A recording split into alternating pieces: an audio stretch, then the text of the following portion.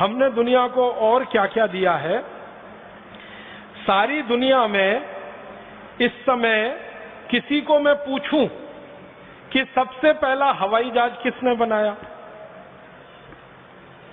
तो हम ले दे के एक नाम लेते हैं, राइट ब्रदर्स ने बनाया और उनके नाम से दर्ज है ये आविष्कार। 17 दिसंबर सन 1903 को अमेरिका के कैरोलिना के समुद्र तट पर राइट ब्रदर्स ने पहला हवाई जहाज बनाकर उड़ाया, जो 120 फीट उड़ा और गिर गया। और उसके बाद फिर आगे हवाई जहाज की कहानी शुरू होती है। तो हम बचपन से ये पढ़ते आए हैं कि 17 दिसंबर 1903 में पहली बार हवाई जहाज बना और उड़ा, 120 फीट तक गया। अमेरिका के साउथ कैरोलिना के समुद्र तट पर राइट ब्रदर्स ने उसको उड़ाया। लेकिन अभी दस्तावेज मिले हैं और वो ये बताते हैं कि 1903 से कई साल पहले सन 1895 में हमारे देश के एक बहुत बड़े विमान वैज्ञानिक ने हवाई जहाज बनाया और मुंबई की चौपाटी के समुद्र तट पर उड़ाया और वो 1500 फीट ऊपर उड़ा और उसके बाद नीचे गिरा। जिस भारतीय वैज्ञानिक ने यह करामात की उनका नाम था शिवकर बापूजी तलपदे। मराठी व्यक्ति थे। अगर आप मुंबई से परिचित हो तो मुंबई में एक छोटा सा इलाका है, उसको चीरा बाजार कहते हैं। वहां उनका जन्म हुआ और पढ़ाई लिखाई की। एक गुरु के सानिध्य में रह के संस्कृत शास्त्रों का अध्ययन किया। अध्ययन करते समय उनकी रुचि पैदा हो गई और हमारे देश में विमान शास्त्र के जो सबसे बड़े वैज्ञानिक माने जाते हैं वो महर्षि भरद्वाज है। महर्षि भरद्वाज ने विमान शास्त्र की सबसे पहली पुस्तक लिखी है। उस पुस्तक के आधार पर फिर सैकड़ों पुस्तकें लिखी गई विमान शास्त्र की। सबसे पहली पुस्तक महर्षि भरद्वाज की है विमान शास्त्र की। और भारत में वो जो पुस्तक उपलब्ध है, सबसे पुरानी पुस्तक वो 1500 साल पुरानी है। महर्षि भरद्वाज तो उसके भी बहुत साल पहले हुए। तो महर्षि भरद्वाज ने विमान शास्त्र पे सबसे ज्यादा शोध किया। ये जो शिवकर बापूजी तलपदे थे, इनके हाथ में महर्षि भरद्वाज की वो पुस्तक लग गई, विमान शास्त्र। उस पुस्तक को आद्योपांत उन्होंने पढ़ा। उस पुस्तक के बारे में उन्होंने कुछ रोचक बातें कही हैं। एक बात उन्होंने कही कि इस पुस्तक के 8 अध्यायों में विमान बनाने की तकनीकी का ही वर्णन है। 8 अध्याय। और वो कहते हैं कि 8 अध्याय में 100 खंड हैं जिनमें विमान बनाने की टेक्नोलॉजी का विस्तार से वर्णन है। फिर आगे कहते हैं कि महर्षि भरद्वाज ने अपनी पूरी पुस्तक में विमान बनाने के 500 सिद्धांत लिखे। आप इस बात को जरा फिर से सुनिएगा। एक सिद्धांत पर पूरा विमान बन जाता है। ध्यान दीजिएगा, एक सिद्धांत होता है, एक प्रिंसिपल होता है, उस पे इंजन बन जाता है और विमान बन जाता है। ऐसे 500 सिद्धांत लिखे हैं महर्षि भरद्वाज ने। माने 500 तरह के विमान बनाए जा सकते हैं हर एक सिद्धांत पर। और उस पुस्तक के बारे में तलपदे जी लिखते हैं कि ये 500 सिद्धांतों के 3000 श्लोक हैं। विमान शास्त्र में 3000 श्लोक हैं। और वो कहते हैं, आप जानते हैं ये जो टेक्नोलॉजी होती है, ये जो तकनीकी होती है, उसका एक प्रोसेस होता है, एक प्रक्रिया होती है और हर एक तकनीकी की एक विशेष प्रक्रिया होती है। तो महर्षि भरद्वाज ने 32 प्रक्रियाओं का वर्णन किया है। 32 तरह से 500 किस्म के विमान बनाए जा सकते हैं। इस बात को जरा समझिएगा, मुझे देर में समझ में आई। 32 तरीके हैं 500 तरह के विमान बनाने के। माने एक विमान बनाने के 32 तरीके, 2 विमान बनाने के 32 तरीके, 500 विमान बनाने के 32 तरीके उस पुस्तक में है विमान शास्त्र। 3000 श्लोक है, 100 खंड है और 8 अध्याय है। कितना बड़ा ग्रंथ है ये।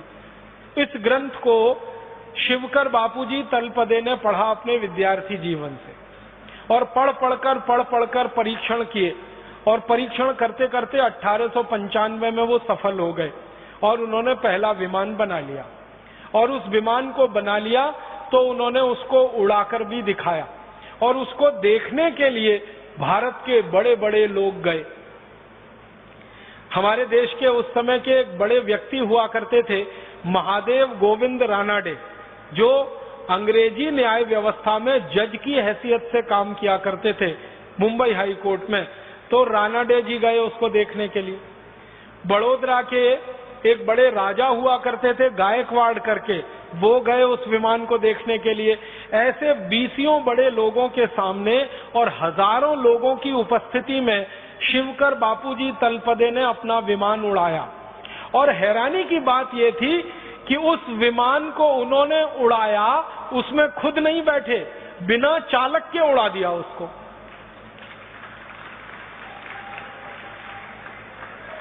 माने आप समझिए कि उस विमान को उड़ाया होगा तो कंट्रोल सिस्टम तलपदे जी के हाथ में है और विमान हवा में उड़ रहा है।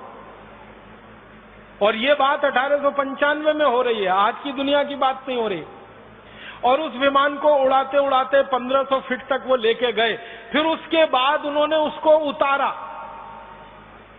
और बहुत सकुशल उतारकर उसको जमीन पे खड़ा कर दिया। माने वो विमान टूटा नहीं, उसमें आग लगी नहीं, उसके साथ कोई दुर्घटना हुई नहीं, उड़ा 1500 फीट तक गया, फिर नीचे कुशलता से उतरा और सारी भीड़ ने तलपदे जी को कंधों पर उठा लिया।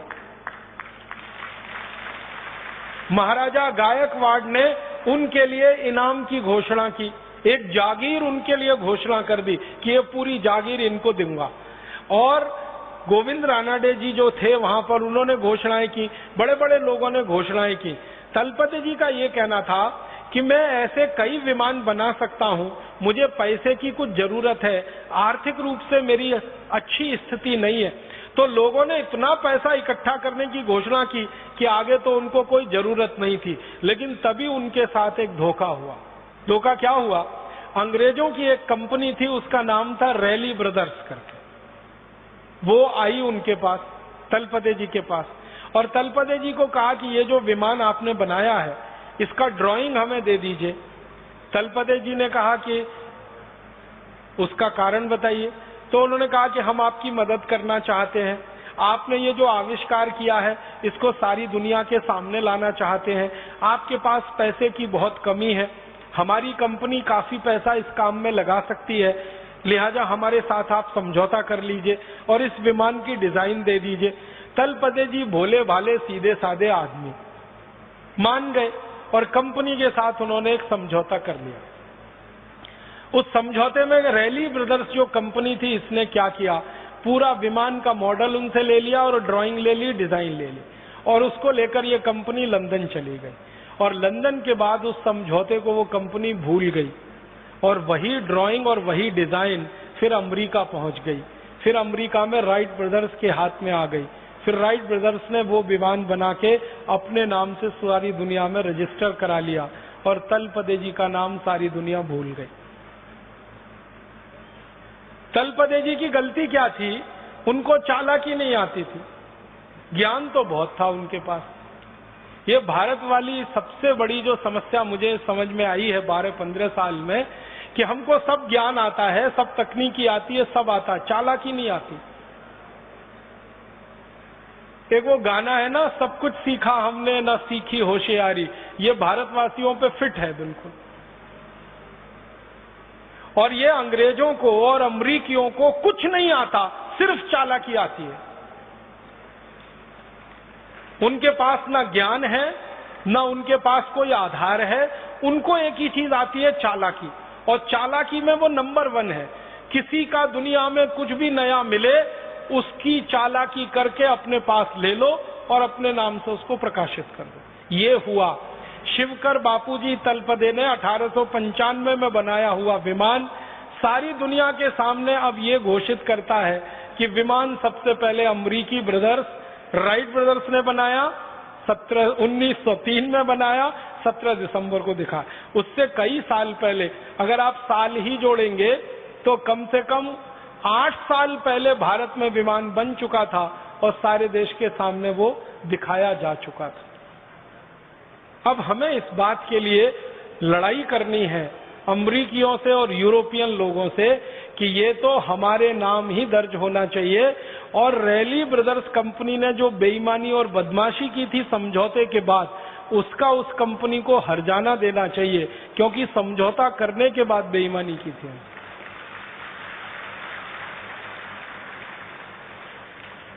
हम भारतवासी कुछ इसी तरह की चीजों में पीछे रह गए, वरना हम दुनिया में आज अगर थोड़ी चालाकी हमने सीखी होती, थोड़ी होशियारी हमको आ रही होती, तो ये विमान बनाने का श्रेय तलपदे जी के नाम ही रहता। ये रैली ब्रदर्स की चोरी और फिर राइट ब्रदर्स तक उसका पहुंचना ये नहीं हो पाता। और बाद में तलपदे जी मृत्यु हो गई और उनकी मृत्यु के बाद सारी कहानी खत्म हो गई।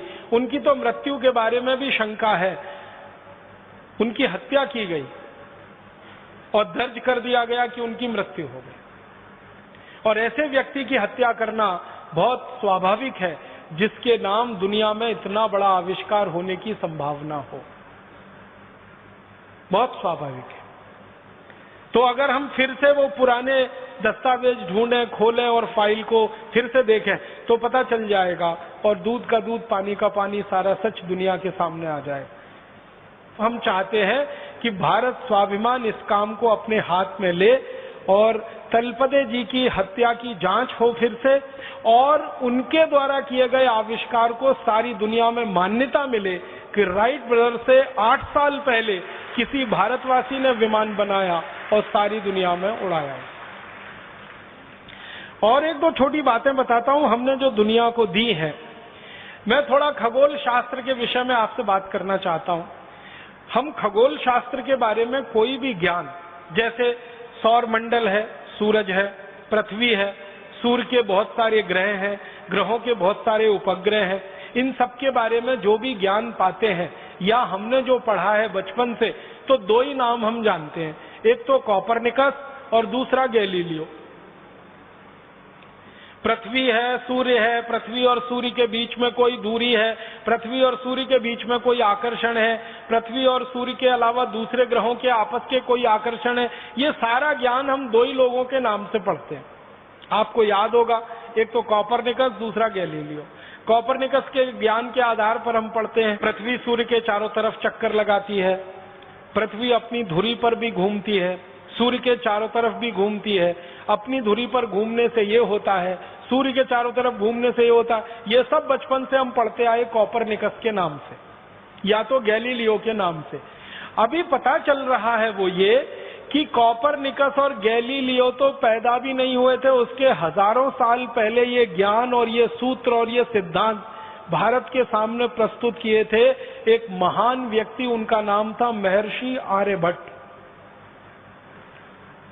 उन्होंने सबसे पहले दुनिया को बताया कि ये सौर मंडल में सूरज स्थित है और स्थिर है, पृथ्वी जो है स्थिर नहीं है, वो घूम रही है सूरज के चारों तरफ और वो अपने अक्ष पर भी घूम रही। ये सबसे पहले महर्षि आर्यभट्ट ने सारी दुनिया को बताया। उसके बाद उन्होंने जो सूत्र दिए, उन सूत्रों के आधार पर पृथ्वी और सूर्य के बीच की दूरी निकाली गई और आप हैरान हो जाएंगे, महर्षि आर्यभट्ट ने जो दूरी निकाल के दे दी, वो दूरी को आज तक दुनिया का कोई खगोल शास्त्री चुनौती नहीं दे पाया, आज तक नहीं दे पाया। जितनी दूरी उन्होंने बता दी, उतनी ही दूरी आज के वैज्ञानिक बताते हैं पृथ्वी और सूर्य के बीच की। और तीसरी महत्व की बात महर्षि आर्यभट्ट ने जो सारी दुनिया को बताई वो ये कि सूर्य जो है ये निरापद नहीं है, इसमें बहुत सारे काले धब्बे हैं और ये काले धब्बे की जो थ्योरी है इसको स्टीफन हॉकिंग्स नाम के एक आधुनिक वैज्ञानिक ने अपने नाम से लिखवा लिया है और वर्ड पेटेंट ले लिया है, ब्लैक होल थ्योरी। आप में से कुछ लोग अगर थोड़ा फिजिक्स पढ़े होंगे तो आपने पढ़ा होगा ब्लैक होल थ्योरी। ये ब्लैक होल थ्योरी को सारी दुनिया मानती है, स्टीफन हॉकिंग्स की खोज है ब्लैक होल थ्योरी। लेकिन महर्षि आर्यभट्ट ने स्टीफन हॉकिंग्स के जन्म से हजारों साल पहले बता दिया कि सूरज निरापद नहीं है, इसमें ब्लैक होल्स हैं, काले विवर हैं, और वही उसके जीवन का कारण है। इसके बाद और एक महत्व की बात जो सारी दुनिया में महर्षि आर्यभट्ट ने बताई, जिसको दूसरे लोग अपने नाम से प्रकाशित करते रहे हैं, वो ये कि हमारा जो सूर्य है और सूर्य के साथ दूसरे ग्रहों की जो स्थिति है, तो सारे ग्रह सूर्य के प्रकाश से प्रकाशित हैं। दूसरे ग्रहों के पास अपना कोई प्रकाश नहीं है, सूर्य के प्रकाश से ही वो सब प्रकाशित हैं। वो चाहे शनि हो, चाहे बुध हो, चाहे शुक्र हो, चाहे चंद्रमा हो, चाहे मंगल हो, ये सब सूर्य के प्रकाश से प्रकाशित है। सारी दुनिया को सबसे पहले महर्षि आर्यभट्ट ने बताया है। और इससे भी गहरी बात मैं आपसे कहता हूं, महर्षि आर्यभट्ट ने पता नहीं कैसे हजारों साल पहले कोई दूरबीन बनाई होगी, तभी ये बता सकते, नहीं तो सवाल ही नहीं। महर्षि आर्यभट्ट ने बताया कि शनि के 5 उपग्रह हैं, पूरी दुनिया को पता चला। उसके बाद थोड़े दिन में उन्होंने अपनी कही हुई बात को संशोधित किया और कहा कि नहीं, शनि के 7 उपग्रह हैं, 5 नहीं है 7 है, और गिनकर बताए उन्होंने। और आपको मैं बताना चाहता हूं ये गर्व की बात कि महर्षि आर्यभट्ट ने हजारों साल पहले जो कह दिया कि शनि के 7 उपग्रह हैं, आज के वैज्ञानिक 8वां उपग्रह नहीं खोज पाए अभी तक शनि का, वो 7 पे ही अटके हुए, और शायद खोज भी नहीं पाएंगे क्योंकि 8वां उपग्रह है ही नहीं। होता तो वो खुद ही बता के चले गए। अब मैं आपके ध्यान को आकर्षित करना चाहता हूं कि शनि के 7 उपग्रह को खोज लेना कैसे संभव है। बिना दूरबीन के तो सवाल ही नहीं उठता, हो ही नहीं सकता। इसका माने बहुत साफ है कि महर्षि आर्यभट्ट ने दुनिया की सबसे पहली दूरबीन बनाई होगी और उससे देखकर यह बताया होगा, और सारी दुनिया में दूरबीन बनाना लोगों ने उसकी नकल करके सीखा होगा। महर्षि आर्यभट्ट ने एक पुस्तक लिखी है, बड़ी पुस्तक है, बृहद संहिता उसका नाम है, और एक दूसरी पुस्तक है आर्यभट्ट संहिता उसका नाम है। इन दोनों पुस्तकों में सैकड़ों नहीं हजारों सूत्र हैं सूरज के बारे में, चंद्रमा के बारे में, और दूसरे ग्रहों के सूरज के अंतर संबंधों के बारे में। और आप जानते हैं, सबसे पहले दुनिया में ग्रहण के बारे में, चंद्र ग्रहण होगा, सूर्य ग्रहण होगा, इस तिथि को होगा, इस दिनांक को होगा, इस साल में पड़ेगा, ये सारे के सारे ठीक गणनाएं सबसे पहले शुरू किया